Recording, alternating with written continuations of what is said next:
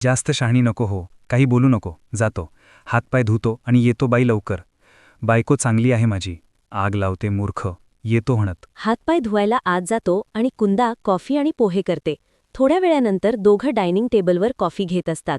कुंदा, अरे खा ना पोहे, चांगले नाही का झाले, का फक्त कॉफी पितो आहेस?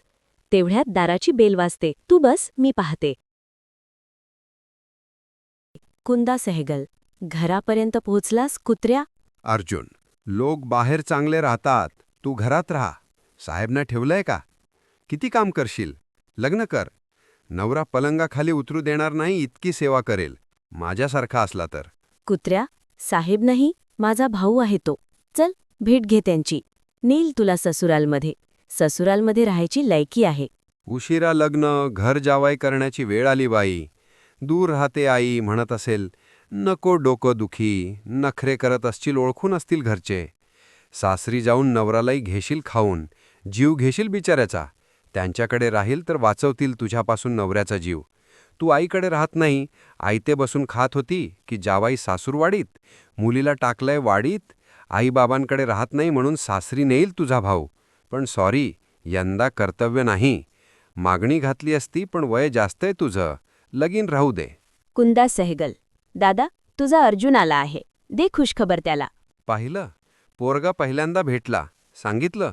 तू लगेच लग्नाला तयारही झाली. तुझ्यासाठी खुशखबर. वय गेलंय ना तुझं. मला तर भेटेल अजून, मी कशाला घाई करू.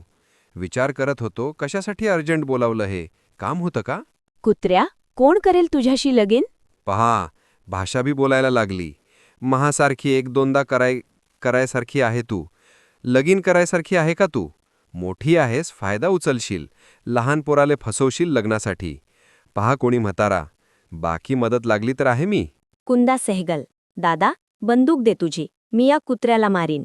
प्रताप सहगल, पुन्हा दोघांमध्ये वाद झाला वाटतं. मी मिटवण्यासाठी बोलवलं, तुम्ही परत भांडण करताय. किती दारं निस्तरू मी? शेवटी काय करणार? काही झालं तरी तिला तुझी मदत करावीच लागेल ना. आपण स्वतःसाठी करतो का समाजासाठी? वाईट गोष्टी बंद व्हाव्यात म्हणून करतो आहे.